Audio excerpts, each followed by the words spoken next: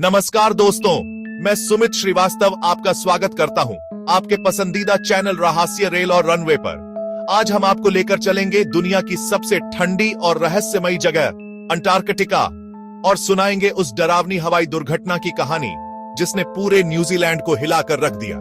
यह कहानी है एयर न्यूजीलैंड फ्लाइट 901 की, एक ऐसी फ्लाइट जो दरअसल एक साइट सीइंग टूर था, लेकिन 28 नवंबर 1979 को यह टूर मौत की यात्रा बन गया। इस हादसे में सभी 257 लोगों की मौत हो गई। तो आइए दोस्तों, जानते हैं आखिर कैसे हुआ था माउंट एरेबस का यह खतरनाक विमान हादसा। शुरू करते हैं फ्लाइट की शुरुआत से। एयर न्यूजीलैंड ने सन 1977 से खास टूर शुरू किया था, अंटार्कटिक साइट सीइंग फ्लाइट्स। लोग न्यूजीलैंड से विमान में बैठकर अंटार्कटिका की बर्फीली वादियों का नजारा देखते थे। विमान अंटार्कटिका के ऊपर उड़ता था, पर वहां लैंड नहीं करता था। यात्रियों को करीब से दृश्य दिखाने के लिए फ्लाइट तय रूट पर उड़ता था। फिर वही विमान वापस न्यूजीलैंड लौट आता था। पर 28 नवंबर 1979 की फ्लाइट 901 में कुछ अलग हुआ। एयर न्यूजीलैंड ने 1977 से अंटार्कटिक साइट सीइंग फ्लाइट्स चलानी शुरू की। यात्रियों को ग्लेशियर और पहाड़ों का करीब से नजारा दिखाया जाता था। विमान अंटार्कटिका पर लैंड नहीं करता, केवल ऊपर से होता था। मुसाफिरों को लगता था जैसे वे दुनिया के किनारे पर खड़े हैं। क्रू यात्रियों को पॉइंट्स दिखाते यह एक पर्यटन अनुभव था।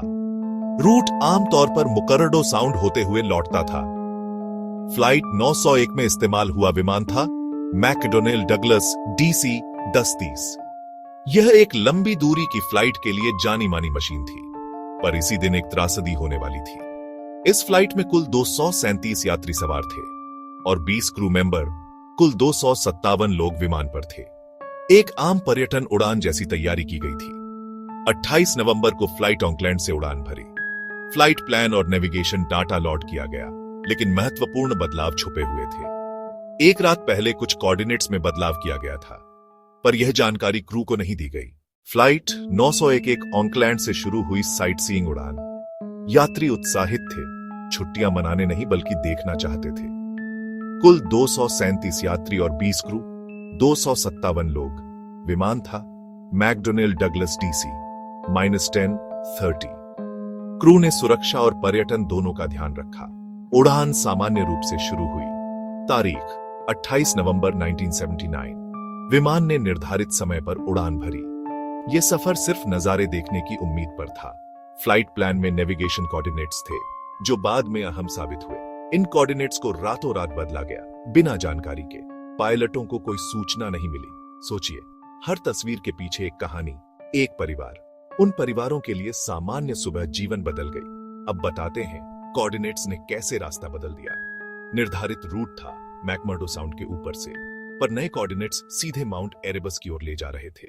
असली त्रासदी यहीं छुपी थी, कोऑर्डिनेट्स का बदलाव। वहां रातों रात कुछ डेटा बदला गया, लेकिन क्रू को सूचित नहीं किया गया। बदलाव सिस्टम में हो गया, पर सूचना चेंबर में रुकी। पहले रूट था मैकमर्डो साउंड, सुरक्षित पार। नए कोऑर्डिनेट्स सीधे माउंट एरेबस की ओर ले जा रहे थे, और यही त्रासदी की शुरुआत थी। ऑटो पायलट में जो कोऑर्डिनेट्स डाले गए थे, वे बदल दिए गए थे, पर उस समय क्रू को कोई चेतावनी नहीं मिली। रात का बदलाव कभी क्रू तक नहीं पहुंचा। माउंट एरेबस एक सक्रिय ज्वालामुखी, ऊंचाई लगभग 12,448 फीट थी। लगभग 3,742 मीटर की ऊंचाई, जो कि खतरे का केंद्र था, और मौसम ने काम और मुश्किल कर दी। व्हाइट आउट इफेक्ट, जिसमें जब बर्फ और बादल एक जैसे दिखते हैं। इस स्थिति में पायलटों को जमीन और आसमान में फर्क नहीं दिखता। दृश्य धोखा देता है। पहाड़ियों को सपाट मैदान जैसा दिखता है। पायलटों को लगा कि वे मैकमर्डो साउंड के ऊपर उड़ रहे हैं। करीब दोपहर 12:50 पर फ्लाइट केवल 1,500 फीट की ऊंचाई पर थी। पायलटों ने यात्रियों को नजदीकी नजारा दिखाने के लिए उतर रहे थे, लेकिन अचानक विमान माउंट एरेबस की ढलान से टकरा गया। टक्कर इतनी जबरदस्त थी कि DC-10 चकनाचूर हो गया। कुछ ही पलों में सब बदल गया। इस हादसे में विमान पर सवार सभी 257 लोगों की मौत हो गई। किसी की जान बची नहीं। यह न्यूजीलैंड का सबसे बड़ा विमानी हादसा बना। यह आंकड़ा हमेशा धड़कता रहेगा, 257। दुनिया में साइटसीइंग फ्लाइट्स के इतिहास में यह सबसे घातक घटना रही। अंटार्कटिका की ठंडी जमीन इस घटना की गवाही देती है। सैकड़ों परिवारों का दर्द अमर। जांच शुरू हुई और धीरे धीरे असलियत सामने आई। शुरुआती आरोप पायलटों की ओर गए, पर सच्चाई अलग निकली। मीडिया और जनता ने जवाब मांगा। जांच में धीरे धीरे सच बाहर आया। कोऑर्डिनेट्स बदले गए थे, यानी यह हादसा पायलटों की गलती नहीं बल्कि एयरलाइन की लापरवाही था। क्रू को बदलाव की जानकारी कभी नहीं दी गई। सरकार और एयरलाइन को शर्मिंदगी झेलनी पड़ी। जनता ने जवाब मांगा, निष्पक्षता की मांग की, पर सच्चाई ने कुछ राहत दी, पर नुकसान लौट कर नहीं आता। 257 परिवारों ने अपने अपनों को हमेशा के लिए खो दिया। उनकी पीड़ा बयां नहीं की जा सकती। अंटार्कटिका की बर्फ आज भी चुपचाप गवाही देती है।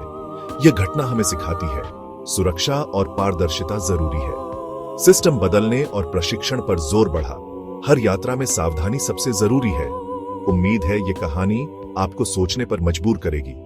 अगर वीडियो पसंद आया हो तो लाइक और शेयर जरूर करें। और हां, चैनल रहस्य रेल और रनवे को सब्सक्राइब करना न भूलें। मैं हूं सुमित श्रीवास्तव। मिलता हूं आपसे अगली रहस्यमयी और सच्ची घटना में।